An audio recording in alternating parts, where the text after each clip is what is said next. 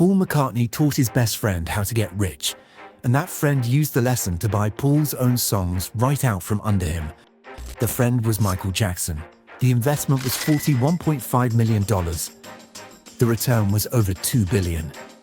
And every single tactic Jackson used, the due diligence, the valuation, the joint venture structure, is straight out of the Wall Street deal-making playbook. Here is exactly how he did it and what it means for you.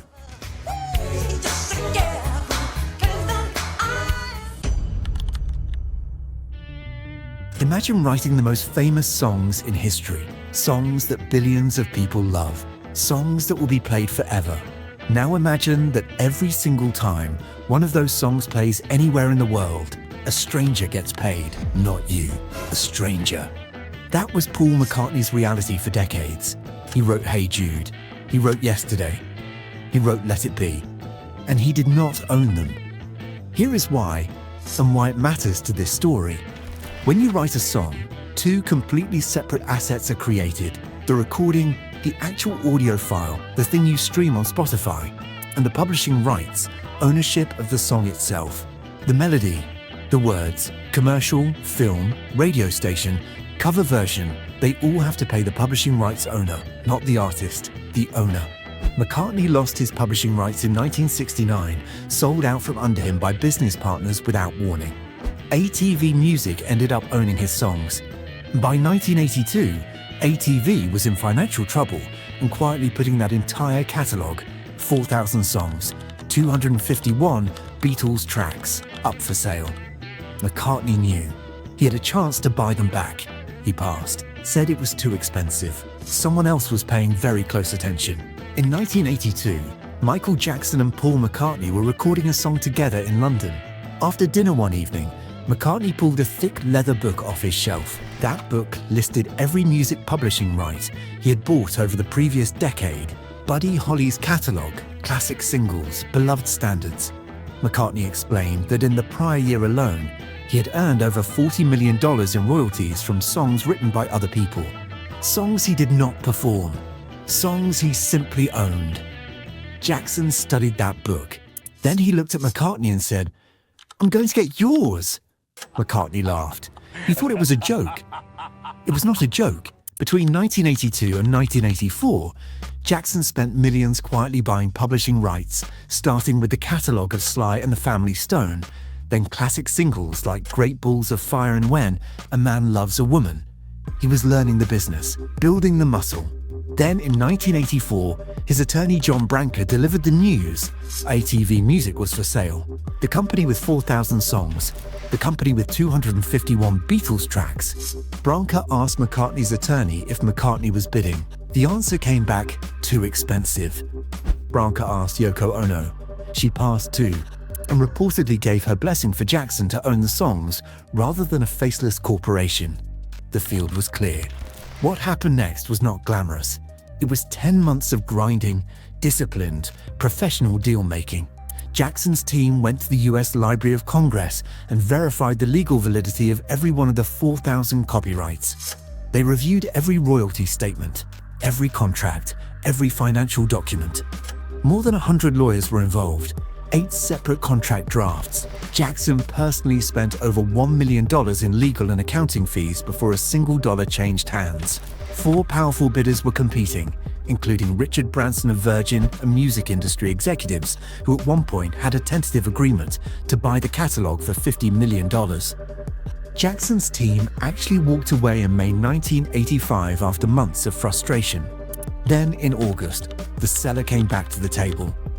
Jackson's final bid was $47.5 million, a gross price that netted out to $41.5 million after adjustments, confirmed by the Jackson estate's own executors in an official SEC-filed announcement.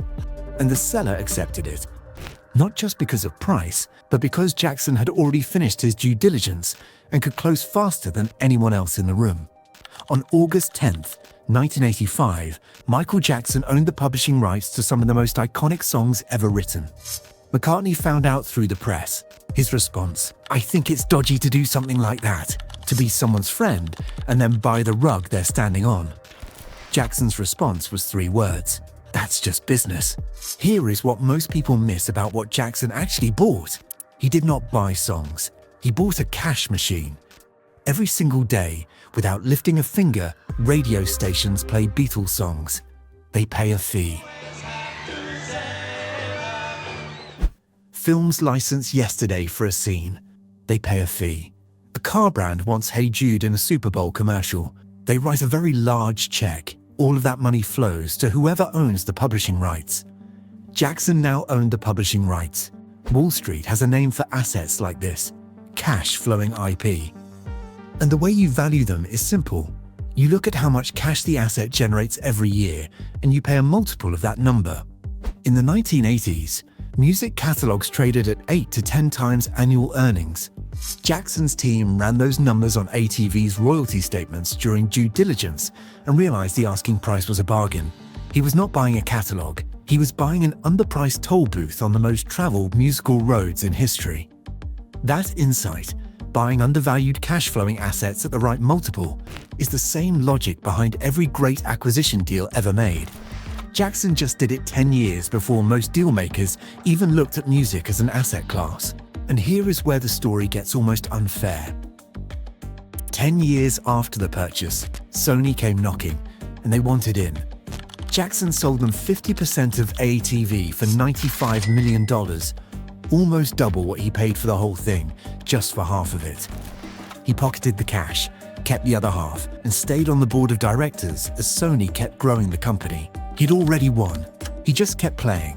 When Jackson died in 2009, his estate inherited his stake, and the checks kept coming. In 2016, Sony paid $750 million for the estate's remaining half.